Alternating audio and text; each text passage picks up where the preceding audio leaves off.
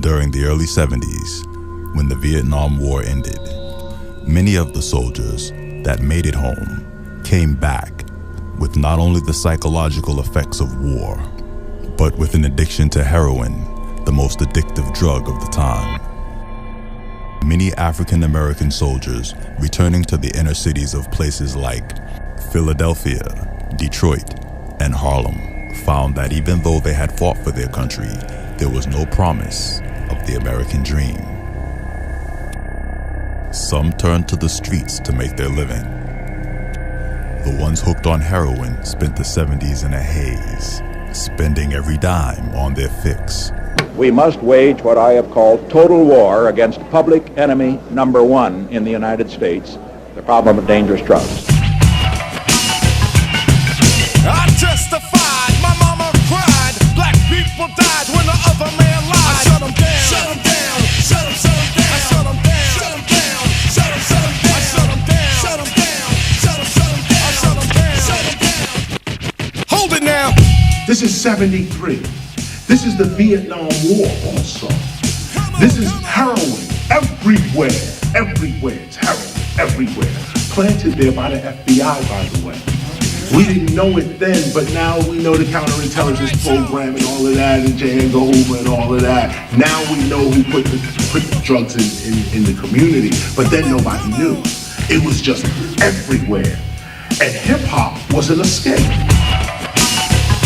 At that time, there was real heavy drugs around here. And we used to beat up drug addicts. We was getting dope dealers and whipping their ass for coming around here with that bullshit. Don't bring that to our community. It was coke era, dope era. There wasn't selling in the Bronxdale.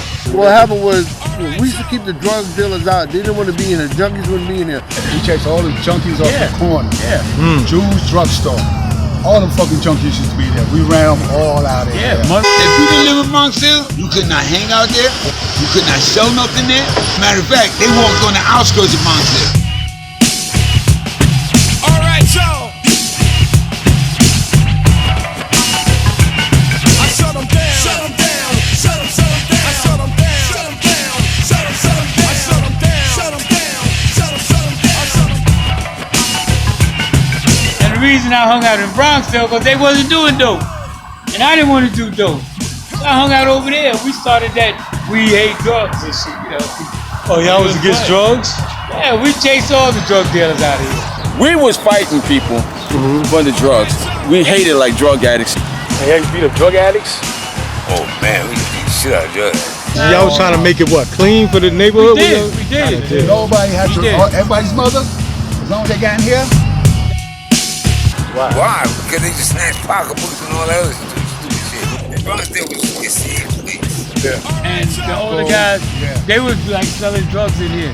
When we got together, as a matter of fact, we fought their ass right there. It's about protecting the neighborhood. It wasn't a gang, and it turned into a gang. I shut them down, shut them down, shut them down, I shut them down, shut them down, shut them down, I shut them down, shut them down, shut them down, I shut them down, shut them down, shut them down, I shut them down, shut them down. The only thing, one of my lessons in life, the reason why I asked you about pork and everything, one of my lessons that I learned that when I ate ham or pork or anything pigs, I noticed in hindsight that at that time of my life, like I attracted a lot of BS in my life, stress.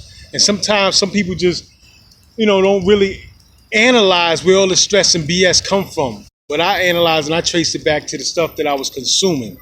Just putting the wrong things in my body attracted BS to me, bullshit. So that's what made me really, and then I realized it was in the Bible, the Quran. It's probably something to it, more to it than we realize. So that's just my lesson. So, yeah, but like I said, but a lot of teachers, because I do a lot of reading, especially like when I was in there, and today, I stay in my recovery. I don't have my books now, but I stay in, my recovery and stuff like that because, like you say, putting stuff in your body. Man. Yeah. I mean, I drank wine. Right. Yeah, I drank anything, Yeah. If you didn't drink it, I'd drink yours. Yeah. And doing the drugs, even though I was always scared of drugs, the reason I really joined the gang was because they were taking too much drugs over there. They started ODing. Over where? What do you mean? In Soundview, Cozy Corner. Because I remember when in 7th grade, right? I used to be in there with a white shirt on and shit. I had my dope right there. I was like 13. Yeah, but you grew up around Soundview? What was that? I went to 107. Went to 107. But you was living in Bronxdale. Yeah. But you went to 107. So you spent a lot of time over there in Soundview. Man, it was the joint. It was the what? The joint? Yes, I was the shit. I mean, when I left 36, I grew up when I went there because, man, we chased RCK and all that good shit. What's RCK? Run, Catch, and Kiss. Oh, okay. I mean, all back in the woods back there, man. Oh, man. With the girls. Yeah, Soundview. Yeah? Soundview was the shit growing up? They didn't do nothing. Oh, shit. There you go. I mean, compared. Bronxdale was fun. Anybody that grew up in Bronxdale know we had fun. All right, I had fun in there. Right. But then I went over there. But they showed me how to steal and rob. In Soundview? Yeah. That was always a hot spot over there, right? Cozy Corner was always drugs, right? As far as you can remember, it was always drugs. Yeah. Cozy Corner? Yeah. Dad and over here. Yeah. That go. Oh, Watson was always drugs too? Yeah. Cozy Corner was number one, though. It was what? Number one. Number one. You know, right. They had like pimps and shit. Yeah. Pimps? Yeah. I mean, that shit goes back to like, you know, like my father and them, they might have hung out over there. For real. Yeah. You know, that was like the hippest spot. The hippest spot? Black people. Yeah? Yeah. You know, Cozy Corner was the hippest. I mean, you couldn't really go in there. You had to be pimping this shit to go in. For real. You had to, believe it. Yeah? Yeah, it was a lot of money going through that shit. And I would say there, 163rd Street. And like I said, I learned how to travel over there. That's how come when I came back over here, I started hanging out with them. I showed them how to do that shit. You know, how to travel. You know, how to really, do shit. Because they wasn't doing nothing, man. You know, they had fun, all right, but, baseball and shit like that. Yeah. But I was over there and shit. I was doing drugs and shit. How old was you? I started at 12. Matter of fact, doing like drugs 11. At 12? 11. What kind of drug you talking about? Marijuana? You was doing heroin at 12? I'm telling you, I used to go to school. I had my dope bag with me all the time. I'd be sitting in the back of the class and shit doing like this. Frog too. What, sniffing? Frog was sniffing though. Frog. Well, I mean, you wasn't using no needles. See, this is what I'm saying. That's why I left them. Because that's what they started doing. Young kids? Young children? From the people I was hanging out with. Okay. Well, they started ODing in the house. Wait. Okay, wait. You saying you was 12 years old in Soundview, right? I went there when I was 10. You was 10. You saying, okay, who was you hanging with? Other 10-year-olds or 12-year-olds? Yeah, people in my class. 10 and 12-year-olds was using needles in Soundview?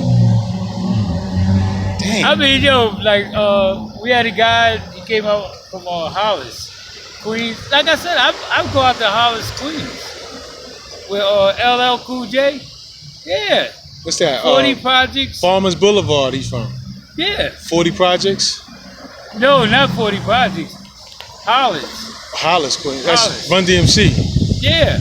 And LL Cool J. Okay. The park, like say, that's the corner right there. Go right around the corner to the park. Okay. I used to be in that park.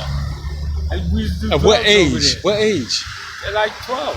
12? What you doing in Hollis, Queens? You 12 years old? This is what I'm saying. You used to travel to Hollis, Queens when you 12 years old? And stolen cars, too. What do you mean stolen? But you couldn't drive? You was driving? You couldn't drive? My old boy Sterling, he could drive. Okay. His father, all of them had the big Imperials, the big black shits. All his family, all his uncles. Okay. I mean, when we used to go down 167th Street, Home Street. Okay. These niggas, they was for real, man. They was so hold up. Let me get this straight. These are the people I hung out with. Hold on. And then I stopped hanging out with them because of the drugs. Because the young kids was doing drugs. Me too. I was there, but I didn't shoot up. They was using needles, though? I can't get my mind around that, though. Yeah. 12, 13, 14-year-old kids was using needles. ODing. And you ODing. You and know, you didn't want to be a part of that. Yeah, all my friends, all of them. But you I could name at least 7, because we used to be the fearless foursome over there. Yeah? We all did drugs, man. We robbed shit all up and down here, up to Castle Hill. Robbed shit. In 1959, there was about 100,000 heroin addicts in the country. By 69, there was over 1 million, and most of them were in the New York area. Heroin everywhere. Everywhere. It's heroin everywhere. Planted there by the FBI, by the way. When you think about New York City in the 70s, I mean, you looked over your shoulder 3 or 4 times before you got to the train station or your car. I mean, it was a gangster town. You know, nobody wanted to go to New York City. A study was done in the mid-60s on a single black and Spanish Harlem. They found that 33% of the population was addicted to heroin. 1/3 of all the men, women, and children. Heroin everywhere. Planted there by the FBI, by the way. But you know, with the Spanish boys, we came over here and fought. Everybody fought over here and shit. You know. What do you mean? Fought over where? Fought over where? Yeah, when David started that shit. You know, saying that the Spanish boys and shit pushed up on him and shit. Right. So since, like I said, nobody knew David. Nobody knew David? No, nobody knew him. Nobody knew Guru. So, nobody knew these guys. You know, and they definitely didn't know me. You know, I hung out over here. I was doing dope. I don't think you want to know me. You know, I was over there doing dope. And the reason I hung out in Bronxdale, because they wasn't doing dope. And I didn't want to do dope. So I hung out over there. We started that we hate drugs and shit, you know. Oh, y'all was against drugs? Yeah, we chased all the drug dealers out of here. Down at Hunts Point. Right. Yeah. We went with the Nomads and shit. Yeah. It was a big thing over there and shit. And that's when the police start saying, yeah, man, fuck it, man. You know. Y'all chasing dope? They gave us, you know. Dope dealers or the dope addicts? Dealers. They chasing dealers out. Dealers. And then in Monroe, when they used to be in there, oh, they hate seeing us. Dope we did it like us, you know. Dope dealers. And then we brought it over here. But we used to go over there by Fort Apache. That park over there. Yeah, we run there. Wow. And the police love that. Oh, yeah? That's why and then they used to come and get us and shit, take us places. Who?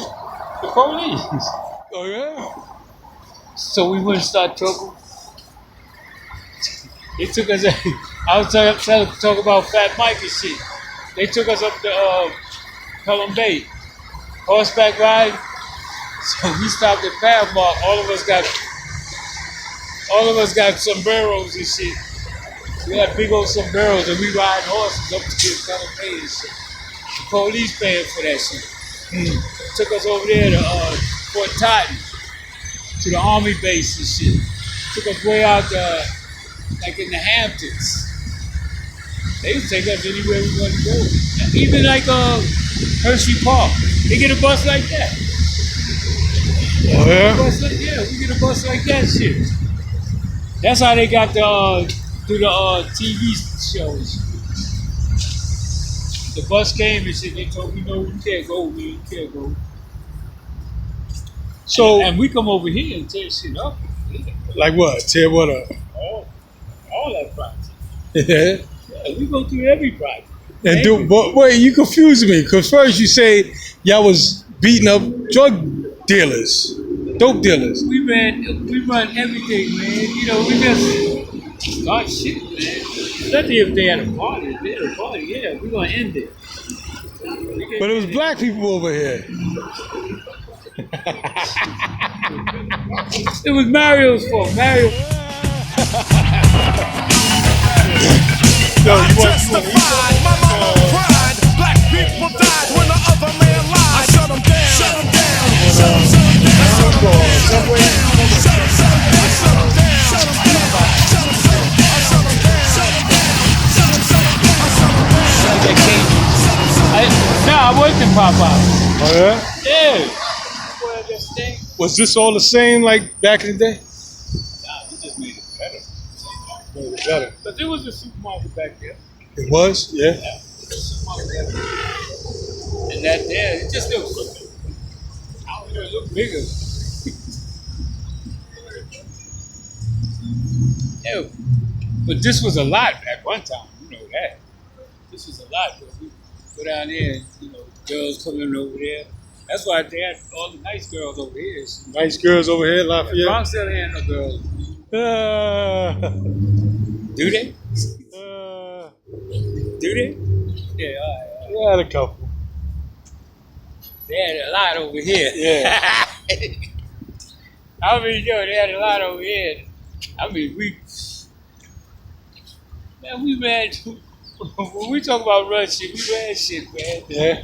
You know, we didn't sit in Bronxdale, but after a while, they wanted to sit in Bronxdale, so. Right. So, but other than that, not me. In 70, 71, heroin was endemic. Entire blocks in Brooklyn, the entire apartment houses were addicted. We had a heroin problem in the country and definitely in New York City.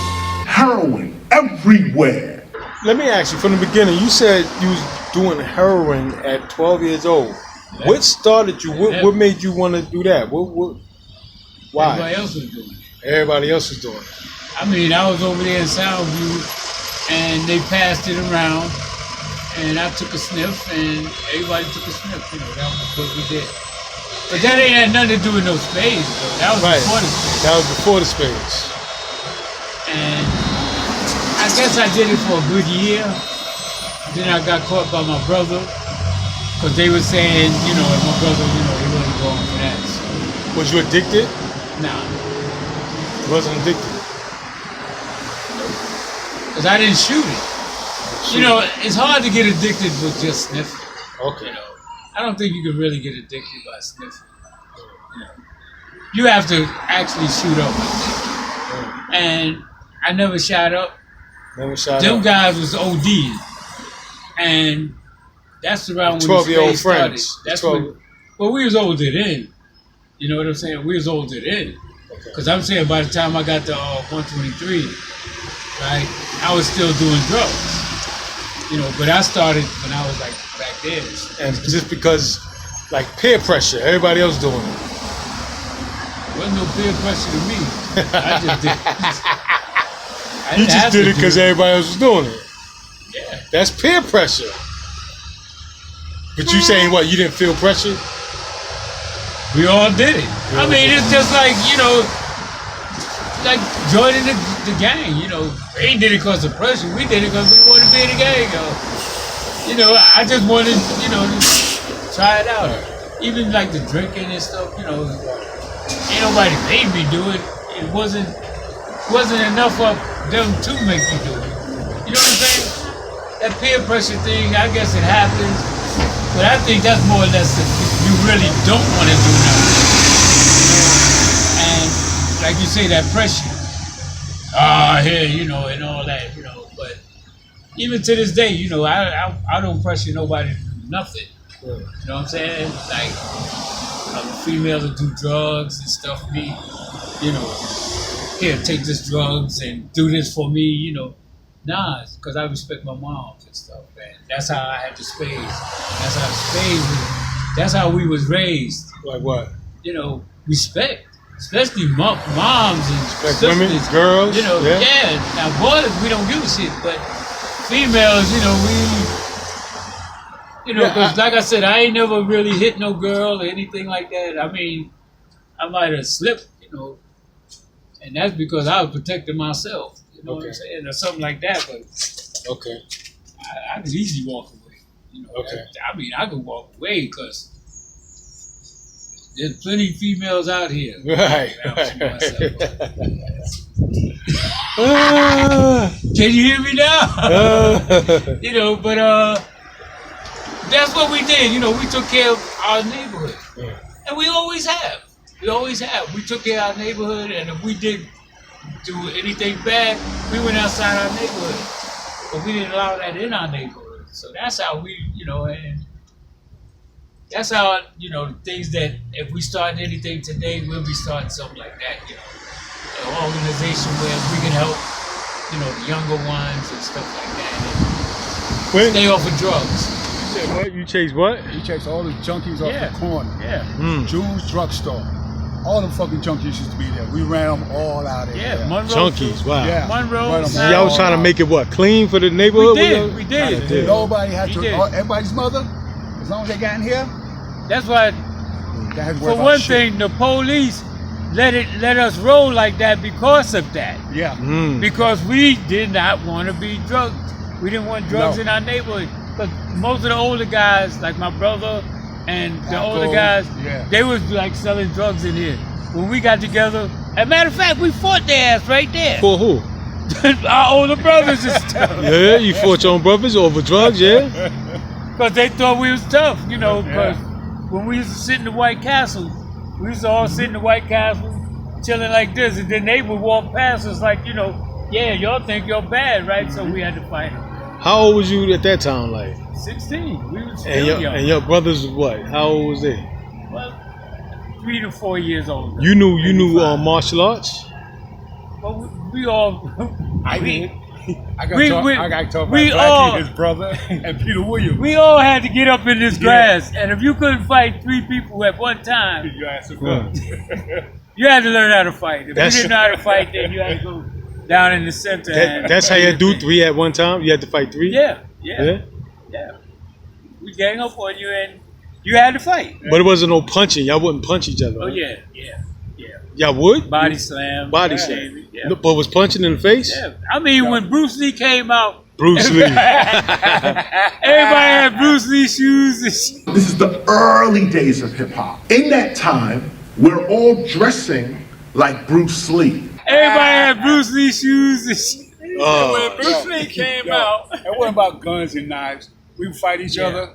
But we would train every day. Yeah, that was real thing. We would train every day in this grass. But what? Like a mixture? Like a mixture of... We fought every day. But what kind of fighting though? Mostly like wrestling, grappling, learning how to kick, stretching Mario, break your leg and shit. Yeah, training. Me, I just hung out on the side. You know, I looked at them and shit. And if they fuck with me, then because I had to fight Snoopy, Cuddy, and Slater. That's a fight. I did that by myself, and that's a fight. Well, God bless. Snoopy still got her lifted. I dropped his ass, bow, and then when Snoopy had about 4 people down here, right? And I'm coming from Orchard, right? You know, from Delancey Street.